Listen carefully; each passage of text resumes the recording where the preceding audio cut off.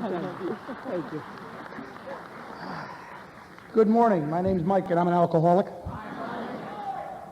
Before I go any further, I want to thank the committee and Bob and Tim and Bob and Ellen for having us here, because I will forget to do that later. I'm going to do 40 minutes about me, and I'll get wrapped up into that. It's why alcoholics like to speak and the Al-Anons don't. The alcoholic gets to do 40 minutes about himself, and it's the center of the universe. At any rate, I had a thought about 5 o'clock this morning because I had deep trouble sleeping last night thinking about doing this. And I decided this morning, I was thinking about the speakers that were up, Ken and Paul and Tom and Sheila, and people with a lot of time, and I decided that this is what they're doing. This is their way to get even with the newcomer again. One more time they get to laugh at the newcomer. Ha ha. At any rate,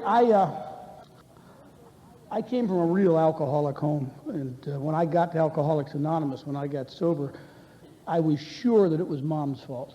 I hated the woman. I hated my father. I didn't like anybody. I hated myself, and I know today that Mom had nothing to do with it. I drank because I like to drink. I drank like the big book talks about. I drank for the effect. I started drinking when I was about 11 or 12 years old. I discovered that alcohol made all the pieces drop into place for me. It just made me fit. Because the one thing I remember about growing up is I never felt like I fit anywhere. And when I discovered alcohol, I fit in. And I have since discovered from the big book and doing the steps that for a long time, I don't believe would be true any longer, but for a long time I was a periodic alcoholic. I can go 2 or 3 days of drinking and stop, and go 2 or 3 months and not touch alcohol, and then start drinking again for whatever reason. I had great difficulties identifying with Alcoholics Anonymous because of that. I mean, people would come in here and they'd talk about drinking for 2 and 3 weeks at a time, and I said, gee, I never did that. I only did it 2 or 3 days at a time, so my case must be different. One of the things I want to clarify right up front here is that part of my story, part of what it was like and what happened involves things besides alcohol, but I am an alcoholic. I drank alcohol before I ever did anything else. I discovered other things, and I drank alcohol with them, and I quit doing them, and I kept drinking. So I know I'm an alcoholic, and I don't have to identify as an ANDA or anything else, and if that's controversial, that's okay. It doesn't matter. I've got the podium. How's that?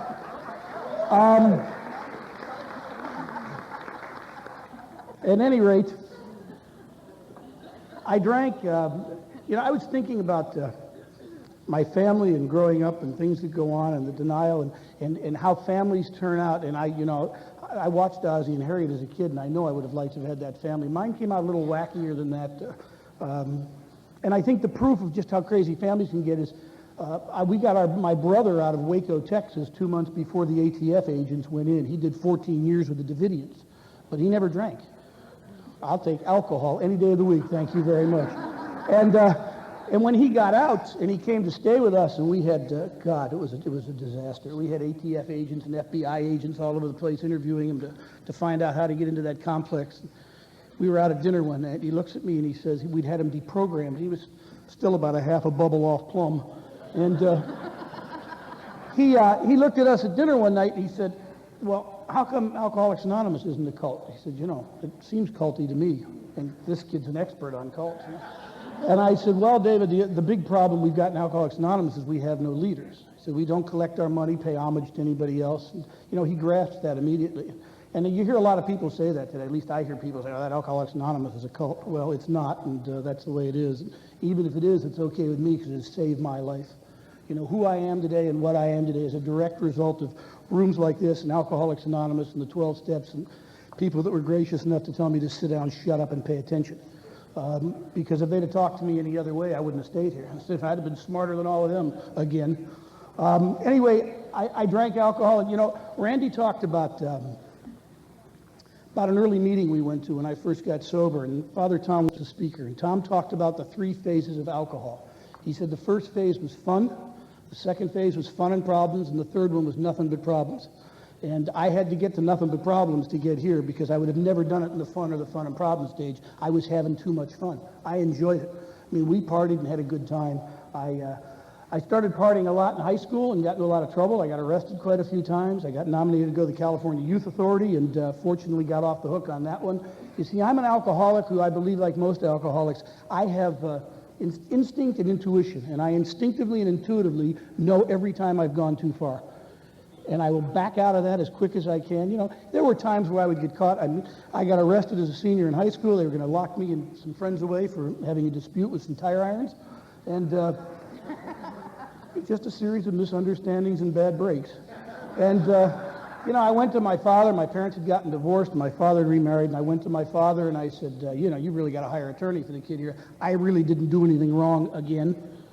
And he did that, and we all got off. And one more time, I got off without any punishment. And I know today that I'm glad I didn't go to the California Youth Authority, but I equally know that he didn't do me any great big favor. So I drank, and I got out of high school, and I didn't want to go to college. Hell, I never wanted to go to high school. So when we got out, and I had the option of not doing anything, I took that option. But I knew I had to have money, so I became an entrepreneur. It was the 60s, and for those of you that remember the 60s, it was a wonderful time to grow up. Randy was talking about our daughter, and I told her a few weeks ago, I said, kid, you don't know what you missed. You never grew up in the 60s. I said, this is really boring in the 90s, 80s, and 90s. You have no idea. But I knew that I had to make money, and I didn't really want to work, so I became an entrepreneur. I bought oregano, and I sold it as marijuana. It worked, too. There's a long profit in it, but there are people that would come to my door, my apartment late at night, wanting refunds, and I'd already spent the money. So due to circumstances, again, I was forced to move back in with my father and my stepmother, and I did that briefly. And, you know, they were strange people. They'd get up 6:30 every day and showered and shaved and went to work. They had breakfast, go to work, come home and have dinner and watch TV and go to bed, and I thought that was really odd. I mean, I was getting up about the time they were coming home, and I would stay out until the time they got up, and I liked my lifestyle a lot better than theirs. I really did. They noticed this, too. They were really astute people. And stepmom said to me one day, she said, you know, how'd you like to get a real job? And intuition kicked in again. Intuitively, I knew if I wanted to live there, I was going to have to say yes to that question. So I did. I said, sure, I'd love to. And I figured we had that conversation. It was over. She came home the next day. She worked for Walt Disney Studios. She had a big job with him. And she came home. She said, I want you to go to Hollywood to Technicolor, film processing laboratory. And you go to the human resources department and apply for a job there. I think you'll get one. So I drove down there the next day, and I walked in, and I announced himself was here to fill out a job application. And they slid it across the counter, and I filled it out, and they said, if we ever have an opening, we'll call you. And I left, and I went home, and Mom's called from the studio, and she said, well, when do you start? And I said, I have no idea what you're talking about. I filled the application out, but they said they'd call if they ever had an opening. Well, I could hear it in her voice. I knew there was something that wasn't right, and she said, I'll call you right back. And about 2 minutes later, the senior vice president of Technicolor called me at home, and he said, oh, there's been a terrible misunderstanding. He said, I had no idea that you came down here to apply for a job, and could you possibly come back right away? And, you know, immediately I knew he knew how important I was. I went back down there, and it was the end of 1966, and the guy offered me a job for, like, I think it was $8.48 an hour, and they're going to put me on graveyard. It was another 93 cents. It was a lot of money in 1966. I didn't have anything to do better at night anyway. I was up anyhow. So I took this job. I went to work there, and I discovered something. I discovered that the majority of the people that work a graveyard shift have assistants in doing that. And it was really interesting because I was always looking for assistants. And, you know, I got tired the first night, and some guy handed me a little white pill with a crisscross on it, and he said, here, this is Benzodrine. You take one of these, you'll probably make it all the way through the shift. He didn't tell me I'd make it all the way through the next day and into the evening again, but I figured that one out on my own. So I really enjoyed going to work. I kind of looked forward to it. We have cooling tanks and with different developing temperatures. We used to keep beer and bottles of scotch in them, and you could drink all night long, and half of us slept, and the other half were on Benzodrine and moved at 800 miles an hour, so we did the other half's work. Didn't matter.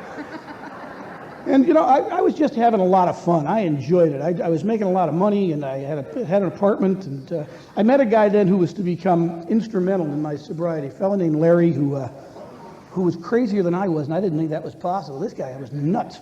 And we got to be close friends. He moved into the apartment building I was living in, and we stayed close friends for a long time. And like alcoholics do, we had some resentment over something one day and quit talking to each other. And I went on about my business, and Randy and I were dating, and Randy and I decided to get married. And I remember Randy telling me all the time, she said, you know, you drink a lot. And that's a concept I could never understand. I don't think you could drink too much. As long as you're awake, you haven't had too much to drink. And I couldn't impart that to the Al-Anon. She just could never grasp the concept. But, you know, I wanted to be accommodating, and I certainly wanted to keep going out with her, so I quit drinking whenever we went out. I would drink before I picked her up, I would shorten the length of time we went out, and then I would drink after I took her home. And it worked well for me, and apparently it worked for her because we're married 25 years. So she was a pre-Al-Anon then. I was still an alcoholic. It's just the way it is. We got married, and one of Randy's requisites to get married was that I would quit working graveyard, so I applied for a job in sales. Now there's the ultimate for the alky. I got hired in sales for Technicolor and went to work in their film division selling cameras, and I discovered that in sales you are expected to drink. They like it when you drink. The book talks about conviviality, and that's what you have conviviality with your clients, and you get to drink. And I drank at lunch, and I drank in the afternoon meetings, and I drank at night at the dinner meetings we'd have, and I drank after them. And then I discovered the best part of it. They gave you an expense account, and they let you lie about it. Now, they did not tell you to lie about it when they gave it to you, but I'm an alcoholic. I'll lie about anything. And I could make a profit on the alcohol, so it was charming. And, this went on for a while, and what would happen is I traveled to 13 western states, and I would drink a lot on the road. I'd go on the road for 3 or 4 days, and I would drink for 3 or 4 days, and I'd come home in less than a happy mood, and I would take it out on Randy. I'd be yelling and screaming, and it's hard to believe, I know, but I was like that. And she got to the point that she hated it when I would travel. I'd travel every 2 weeks, and I couldn't understand on Sunday why she would get so miserable and be so unhappy. I said, all I'm doing is out there earning a living for us. Well, about this time, God interceded in my life, in our life, actually. We were at a friend's house one night. Our daughter was born, and I quit drinking, as Randy told you, for a few years. And I don't know why to this day. I quit smoking marijuana, and I quit drinking. And it went on 2 or 3 years. I didn't have anything to do with it. And I started drinking again. I was out at a meeting or doing something, and it seemed like a good idea. That's the other thing I've neglected to tell you that caused so many problems for me. When I drink, there's no such thing as a bad idea. And that really has created some complications for me along the way. We were at a friend's house one night, and he pulled out this little thing. We were drinking beer. I remember it tasted awfully good. And he pulled out this little vial, and he said, have you ever done cocaine? And I looked at him, and I said, no, it's something I've never tried, but I'd already had a couple of beers, and there's no such thing as a bad idea. So I tried it, and it was wonderful. It made the beer taste better. The beer tasted great, and I drank 6 or 8 or 10 beers and didn't get sleepy, and I thought, this cocaine is wonderful stuff. And I knew it was okay for you because I had read the articles that Freud had written that were in Look magazine. They said, this is a recreational drug. It's non-addictive. Worked for me. And God in his infinite wisdom and humor at that time put me in touch with Randy's cousin. He owns a bakery, and that's what Randy referred to as the bakery. He owns a large bakery in the San Fernando Valley. He's got like 60, 65 employees and does a lot of volume. And he called me up one day and he said, there are people in this bakery that are stealing from me. He said, I'm sure of it. He said, I need to have some closed circuit cameras put in. That's part of what I do for a living. And I went over and I looked at the bakery, and I discovered that cousin had about a 14 Quaalude a day habit. And I was stunned that he knew where the bakery was, no less that people were stealing from him. But he's a pretty astute guy, and we put these cameras in for him. And to this day, I don't know if he ever discovered anybody stealing or not, but I also discovered that he was selling cocaine and Quaaludes out of the back of this bakery. And sales were off in the front of the bakery, coincidentally. It's amazing how that works. It was synergism at its finest. And he was telling me sales were off, and I gave him some suggestions for marketing. I said, why don't you take an 8.5 by 11 piece of paper and write special on rye bread and hang it up? And he did that, and he sold all the rye bread that day. And he said to me, boy, he said, you are really a marketing genius. Imagine the two of us talking to each other. Think about that picture. I looked at him, and I'm a legend in my own mind on any given day, and I agreed with him instantly. Oh, yeah, I could do anything. He said, why don't you come run the bakery? Now, I ran that bakery for 5 years, and everybody in this room knows more about running a retail bakery than I do right now.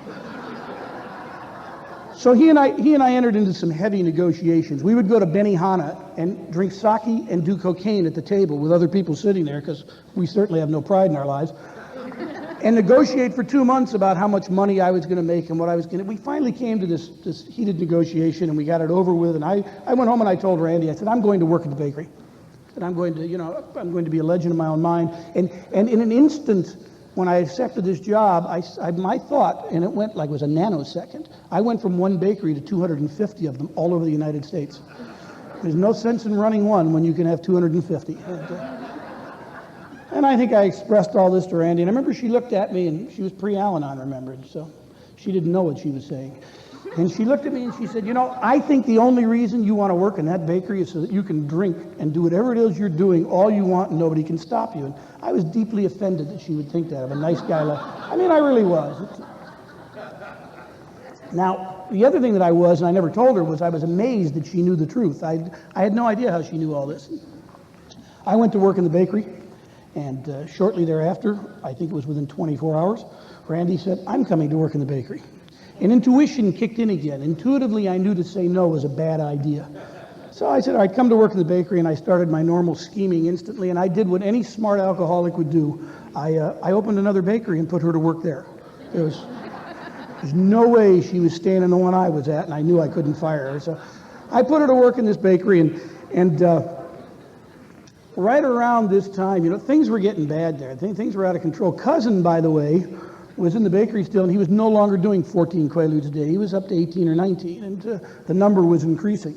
And he was an interesting sort of guy, and he still is an interesting sort of guy. He's sobered 11 years, but he was a chemist of sorts, is what he was, and he used to test these Quaaludes, and it was unbelievable what went on. He would say to me, and here's how he tested them. We had a delicatessen next door to us. He would take 4 or 5 of these Quaaludes and say to me, I want you to go over to the deli with me. He had a full beard. He said, I want you to go over to the deli with me.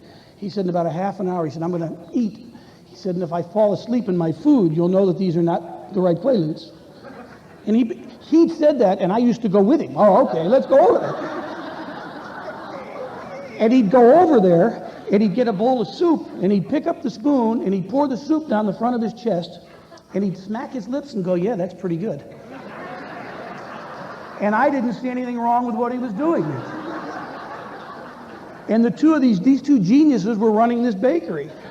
And we couldn't understand quarterly why the numbers were going straight down. It made no sense at all. We were working, so we were there all the time. Hell, we were working. Well, I remember one day, you know, it got to the point that on Friday afternoons, people were taking numbers at the back door as well as the front door to come in to buy various things. And I remember thinking, we had an office that was about 8 by 8 feet. I mean, this little tiny office, and the two of us sat in the office. It didn't matter, we could hardly move, so it made no big difference. And I remember seeing the stream of people coming in and out and thinking to myself, you know, nothing good is going to come out of this. I know that there's something real bad. You know, it was this sense of impending doom. And when I got to Alcoholics Anonymous, I was at a meeting one night, and a newcomer raised his hand. It was a problem-solution meeting. A newcomer raised his hand. He said, I've got this terrible sense of impending doom, and I don't know what it is. And an old-timer was sitting back in the corner with his pipe, and he looked at the kid. He said, kid, I'm going to tell you what it is. He said, it's impending doom. And, you know, I know today that that's what was going on in that bakery. I had this tremendous sense of impending doom, and I was right. Shortly thereafter, that sense of impending doom, these 6 or 8 guys, they had blue nylon jackets, and it said LAPD in yellow letters on it. And it says it on the front and the back, so when they start shooting, they don't hit each other. And they broke into Cousin's house. The genius he was up to 28 to 30 Quaaludes a day by now, and I'm not sure he knew they broke in right away. But they did. They broke in the house. They took down all the doors and the windows, and they tore the house apart, and they beat him up, and they took him to jail. And I was at home drunk during all this. And I was watching a movie, and his sister used to close the bakery for us 2 nights a week. And, you know, she called, and she was whispering, and I said, what in God's name are you whispering about? She said, there are police in your office with a search warrant going through your desk. You know, that'll sober you up. I don't care how much you've had to drink. I sat straight up and was sober as a judge. Now I came to the alcoholic insanity. I figured they were going to come and get me, seeing as they got in Cuz, and I wasn't going to be as dumb as he was. I looked at Randy and I said, we had an Akita. A Japanese Akita was about 130 pounds, and he had my alcoholic disposition. It's the nastiest animal that ever lived. And I said, I want you to let the dog in, and I'm going to load the shotgun, and if the police come, I'm going to make a stand. See? Pretty good, huh? And Randy fortunately had her own moment of clarity, and she said, no, we're not going to do that. If they come, you're going to jail. She was a pre-Al-Anon. She did not say, I won't get you out. Well, they didn't come. We went and got the poster child out of jail. And I call him the poster child because I made a terrible mistake that night. I should have taken a picture of him at 4 in the morning when we got him out of jail. And we could hang it up next to Bill Wilson at all the meetings, and you can see what you too could have if you don't get sober. I have never seen a human being look that bad before. It was unbelievable. And we knew we had to get him an attorney because he had, $200,000 bail, and he had a lot of charges against him. And so we went interviewing attorneys the next day, and we finally found an attorney who specialized in all these cases. And the attorney said, there's one problem here. I'd be happy to represent him. He said, but we have to get him to stop drooling on himself. He said, it won't look good in court at all. And he said, I propose we send him away to a rehab. We'll send him to a 30-day treatment center. Now, the attorney didn't say, I propose we send him to Alcoholics Anonymous. What a silly idea. He said, we'll send him to a treatment center. And I know today that I then heard in that room what alcoholism really is. Here was my cousin sitting there. He's a guy who's got a business worth a lot of money, and he owns 2 or 3 houses, and he's got a lot of money in the bank. He's got a lot of material things. And the attorney is telling him that if you do what I tell you to do, if you go to a treatment center and you get sober, I can get you out of all of this. Nothing's going to happen to you. And he has to, if you don't do that, you're going to lose everything. And he sits there and looks around the room, and he says, give me a couple of days to think about it. And again, I thought it was right. Yeah, think about that. That's a big step you're going to take there. You don't want to run into anything like this. Well, he went off to the treatment center, and I was in charge of the bakery. And, I didn't get arrested, so I obviously didn't have a problem. I kept right on going. And coincidentally, right around this time, shortly before he got arrested, my friend Larry from Technicolor, who I hadn't seen in 6 or 7 years, I walked up to the front of the bakery one day in my normal altered state, and his wife was standing out front, and she did her best. She turned away and moved her head to the side. She did her best to hope that I didn't see her, but I did. And I said, hi, Marcia, how are you? She said, oh, wonderful, Larry's out in the car. And I walked out in the car, and Larry's about 6'4", 6'5", and he weighs about 18 pounds, I think. And he's got whitish blonde hair, and he leaps out of the car, and he shouts the 12 steps at me and tells me he's an alcoholic. And he looks at me, he says, and you are too. I said, Larry, it really is nice seeing you again after 7 years. Now, Larry's the smartest man on the face of the earth. If he was here and you'd ask him, he would tell you that. And he has a master's degree from the University of Southern California. He has a licensed marriage, family, and child counselor. He's really a bright guy, and he couldn't work then. He'd been sober almost a year, and he vibrated. Larry, at a year's sobriety, Larry vibrated. He walked into a room, you could hear the hum coming off of him. It was amazing. And he couldn't work, and we needed somebody to drive baked goods up to Randy's bakery because I sure as hell wasn't going to do it. And I said to Larry, why don't you come to work here and we'll train you with your master's degree on how to put pastries on a pan and put them in a truck and drive up there. What I didn't know is we'd have to retrain him every morning, but it didn't matter. And Larry would drive up to Randy's bakery every morning, and it wasn't a high-volume bakery. We were supposed to send like 4 eclairs a day, and we had to send 16 because Larry was eating 12 of them in the 2 hours that he was up at the bakery telling Randy how I was going to die slowly, miserably, and alone. And he would spend 2 hours every day at Randy's bakery, and he would tell her everything that I'd been doing and how I was dying and how she needed to do something about it. And Randy, being a good pre-Al-Anon, would memorize every golden word. And when I came home at night, she would repeat them to me. And, I was getting a real resentment at Larry about that time. And then Cousin went off and got himself arrested, and he started going to those A&A meetings, and Larry was already going to A&A meetings. Larry was funny. He used to... Gee, Ken stole the big book the other night. There's not one up here.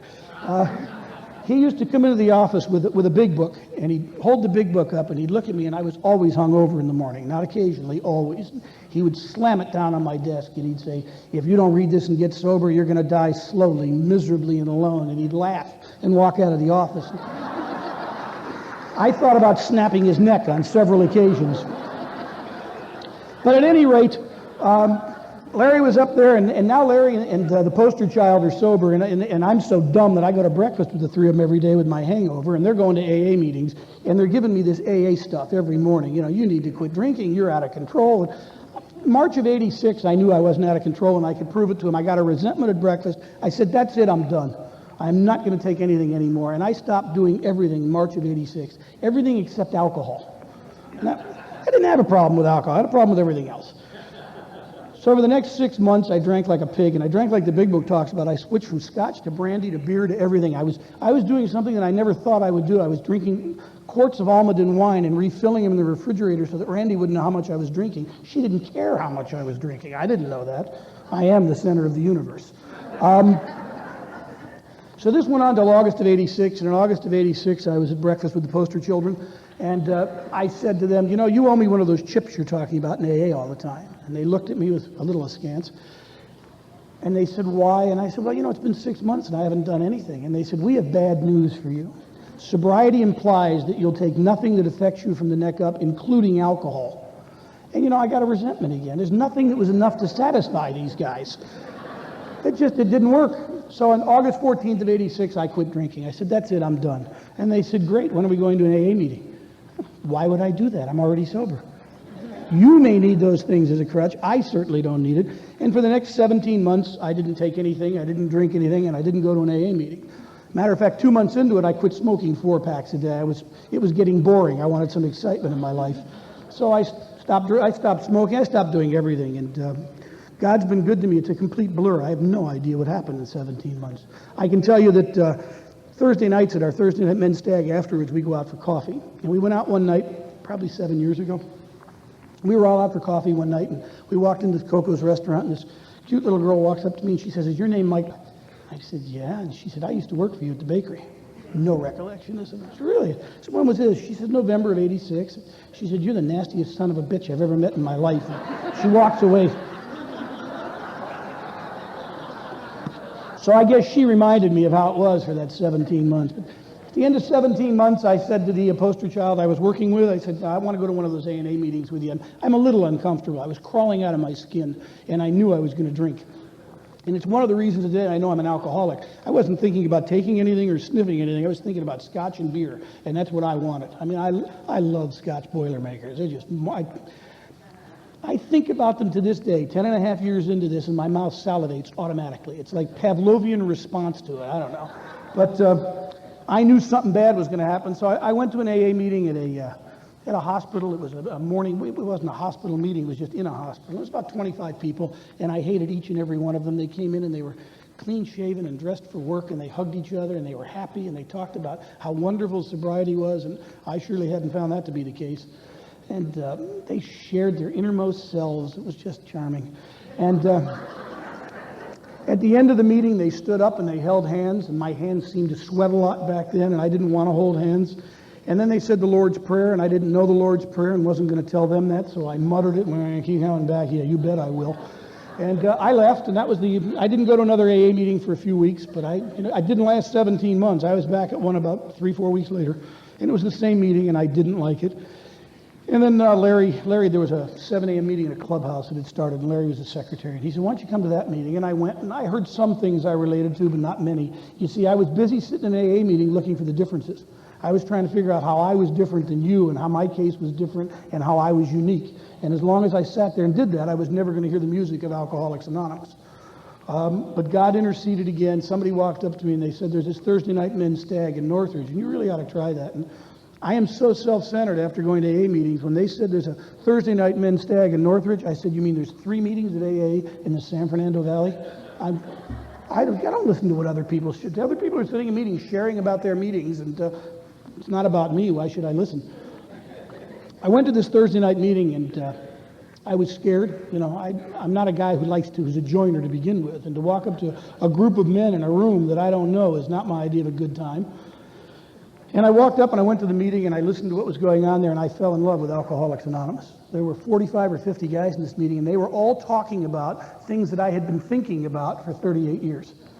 You know, I remember somebody distinctly sharing about their committee. And I said, my God, there's somebody else that has 6,000 voices having arguments all the time. And it stunned me. I really didn't think. All my life I've been having arguments in my mind with people up here. And that's not something you share with people generally. Never once in high school did I have a desire to say to a close friend, which I didn't have many of to begin with, excuse me, do you have 4,000 or 5,000 voices in your mind having discussions about all sorts of different things? I just never brought that up to anybody. And now here I'm sitting in a room of men who are talking about those things. They were all talking about the fears and all the things in life that had scared me and just that I drank over, that I wanted to get away from, and I was amazed by it. I was truly amazed by it, and I wanted what they had. And so I came back to that meeting the following Thursday. Again, I didn't figure out that there might be another meeting in between. There might be more than one nighttime meeting of Alcoholics Anonymous. So I went back every Thursday for 3-4 weeks. I had made close friends with a guy who was sober the same length of time, and he's a personal trainer, and I was working with him. And he was also training for Mr. America at the time. He was about 270 and the size of this room. He was huge. He and I started going to this meeting together, and it's a problem and discussion meeting. And once in a while, one of the two of us would raise our hands with a problem, and nobody ever gave us the solution. And we found out later they were afraid of us because we were so hostile and angry. They wouldn't tell us a thing. But at any rate, I listened in this meeting, and it's probably the first time in my life I ever listened. And I wanted what the guys in that room had, and I was trying to figure out the easier way to get it. There had to be. There's no way in the world you've got to work these steps to get what they've got. I was sure of it, and I was certain that part of it was a con job. So I went every week, and I decided, okay, the thing I need to do now is get a sponsor. So I sat and I interviewed sponsors for a couple of weeks. And if you're new here and you don't have a sponsor, you'll be interviewing them too. It's when you sit around the room and you take everybody's inventory who shares. You figure out why they're not anywhere near as good as you are, and process of elimination will leave you with somebody. And I'm such a bright guy at that stage that I picked a guy who had 11 years sobriety, who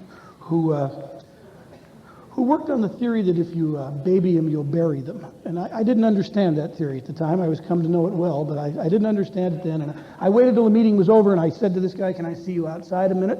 Because you'd never want to ask somebody to be your sponsor in front of other people. It would require a degree of humility, and none. So I got this guy outside, and I said, excuse me, Hunter? He said, what? I said, sponsor, I'm going to get a sponsor. He said, what are you babbling about? I said, I need a sponsor. I hear you people talking about sponsors in here, and I really need to get one. He said, I said, will you be my sponsor? And he said, why would I want to do that? It's a tough place to come from when they hit you with that. And I just stood there and stared at him, and he said, kid, if I was going to be your sponsor, you'd have to do more than one meeting of Alcoholics Anonymous a week. I said, oh, that's okay, it's fine. He said, we've got this Thursday night men's stag. He said, and assuming your wife still goes out in public with you, we have a meeting at Mason and Laughlin. It's a speaker meeting couples go to on Friday nights. He said, we have a meeting in Commercio on Saturday nights, and we have a meeting after that up at a guy's house. And Tuesdays there's a meeting. He said, and we go to central office in between and answer phones, and we do H&I, and we do panels, and we work with newcomers, and we read the book, and we work the steps. I'm thinking, my God, what an order. I can't go through with it. It was just too much. But, as smart as I am, I knew that he would forget. I knew that if I agreed to do all this, that by the morning he would even forget my name. So I said, it's not a problem. I'll be happy to do this. So the next morning I'm at the bakery, and the phone rings, and it's this fellow asked to be my sponsor. And he says, what are you doing? And I said, well, I'm getting ready to go up to Galpin Ford and get one of my trucks that broke. And he said, well, I'll come by and pick you up and take you up there. I said, no, you don't need to do that. I said, I'm an important guy. There's people here that'll drive me up there. He said, no, it doesn't matter. I'll come by and get you and take you up there. We did 5 minutes of why I didn't want him to and why he kept saying, I'll be over shortly. Finally, he said to me, just stay where you are and shut up. And he hung up the phone. And he walks in the back of it's the only thing I understand. He walks in the back of the bakery, and we get in his car, and I remember this just like it was yesterday. We're driving in his car up to Galpin Ford, and I know today that he was talking to me about sobriety and the program of Alcoholics Anonymous. My best thinking said, oh my God, this guy's got 11 years sobriety and I'm his only friend.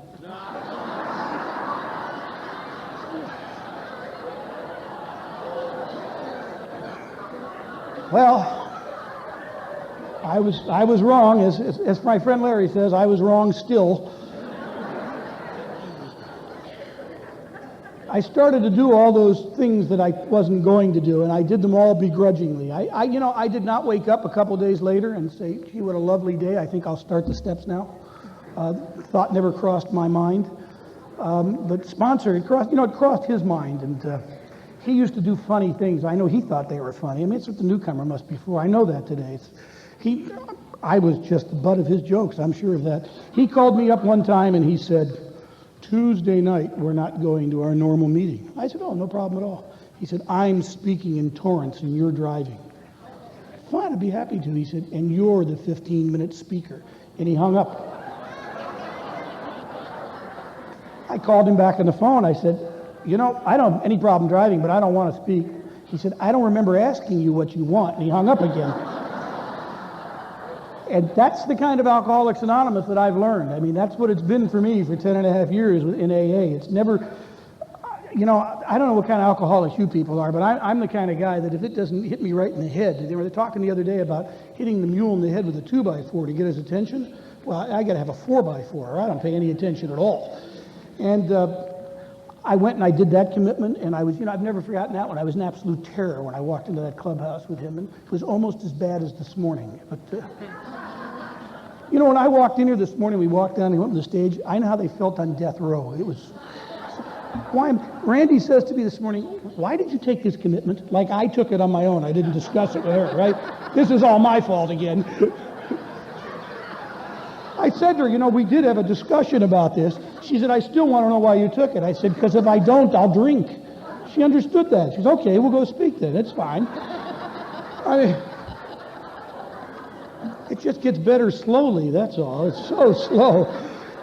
At any rate, I started to do these things that they told me to do that I didn't want to do. I started to do the steps. I knew I wasn't insane. At least I thought I wasn't insane. Today I know I still am. But the insanity's been removed on a daily basis as long as I remember who's in charge, and it's not me. Sponsor called me one day, you know, that fourth and fifth step. Sponsor called me up one day and he said, pack your bags. On Friday we're going to Manresa. I said, what the hell is Manresa? You know, another new one. And he said, Manresa is a Jesuit retreat house in Azusa, and we're going on a men's retreat, and you'll get to do your fourth and your fifth. I don't want to do my fourth and my fifth. He said, I don't care what you want. Pack your bags. And he hung up. So I called him back, and I said, I can't go to Manresa. It's a Jesuit retreat house. He said, so? I said, I'm a Jew. They won't let me in. He said, pack your bags. And he hung up. And I went to Manresa, and I did not do my fourth and fifth. I found a poker game, and I found a swimming pool. I found the Fellowship of Alcoholics Anonymous. I found everything I needed to do to avoid doing my fourth and fifth. And I avoided it for another year and a half. I mean, and when I finally got to the point that I was crawling the walls, you know, backed up in the corner again and miserable, then I did my fourth and my fifth.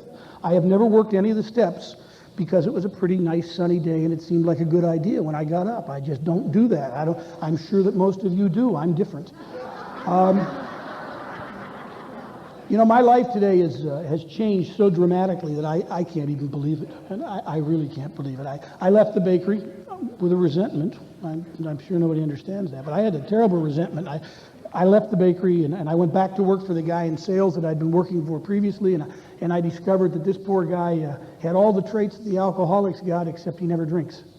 And they ought to start a program for people like that because he's nuts. And I went back to work there and was trying to work, you know, what program I had, and with rigorous honesty, with a guy who would say things like, call the client up and tell him that stuff already shipped when it hadn't. You know, and I went to my sponsor and I said, I can't do this. He said, then don't. Tell him you can't do it. And I did, and that created some real friction. And, about that time, there was a guy I'd made good friends with in AA who was sober 10, 12 years, and he was a good businessman. And he said to me, why don't you start your own business? I said, I could never possibly do that. I went down the whole list of why I could never possibly do that. He said, why don't you try it? And if God wants you to have your own business, it'll happen. And if he doesn't, we're going to know about it pretty quick. I said, okay. He said, here's the things. He gave me a list. He said, here are the things I want you to do, and we'll go from that list. And you get those done, and then we'll know if we've got an adequate business plan. And I said, okay, fine. And it took me 12 months to do that list. It could have been done in 12 minutes. But 12 months to get the list done. The whole time, Randy's saying to me, when are you going to start this business? When are you going to get the hell out of what you're doing? You hate the guy, leave. Right? So naturally, that prodded me to go much quicker. And I love being told what to do. So I finally got this thing together, and we determined that we needed a staggering amount of money to put this business together. And then Paul said, well, why don't we scale it down and see if we can't get this thing a little more manageable. I didn't have any money to start any business at that time. And, you know, God, you talk about God shots. Is this odd or is this God? My mother-in-law called the house. Now, my mother-in-law never calls the house. First of all, she's afraid I'm going to answer. I mean, that's reason enough never to phone our home. She called one night when I was gone, and she said to Randy, you know, if you and Mike ever wanted to start a business, I'd like to loan you the money to do it. Where the hell did that come from?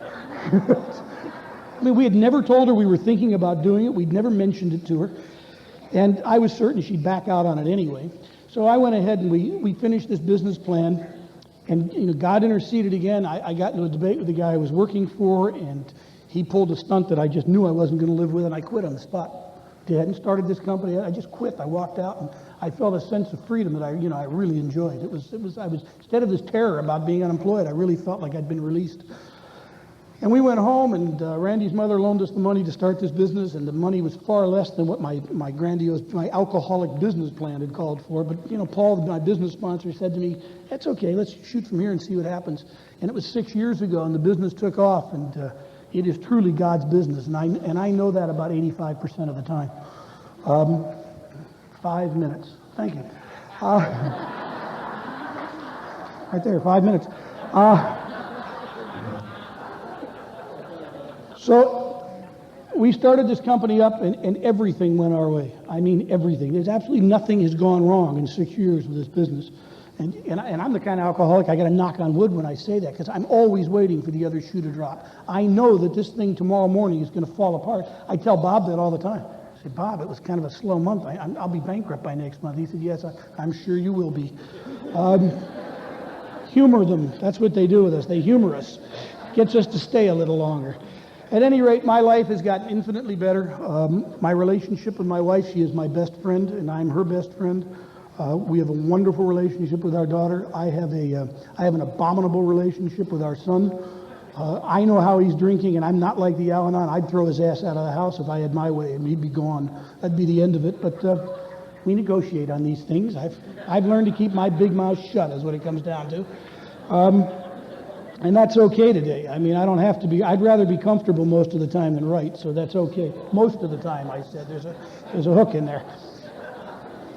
When I got to Alcoholics Anonymous, somebody said to me, at least I heard it said, I don't know if it was to me, but somebody said, you know, if you're new here, take out a pen and paper and write down the 10 things you most want, 10 things you'd like to have in your life, and put it in your wallet and don't look at it for a year. And in that year, get a sponsor and work the steps and read the book and go to a meeting every day and do what you're told to do. And at the end of the year, pull that list out and see how woefully short you sell yourself.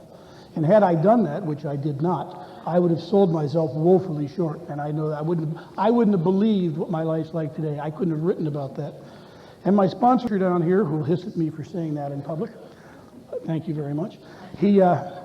When he speaks, he talks about amazement, the amazement of Alcoholics Anonymous, and I'll leave you with that. He speaks about the 9th step and how the book says we'll be amazed before we're halfway through.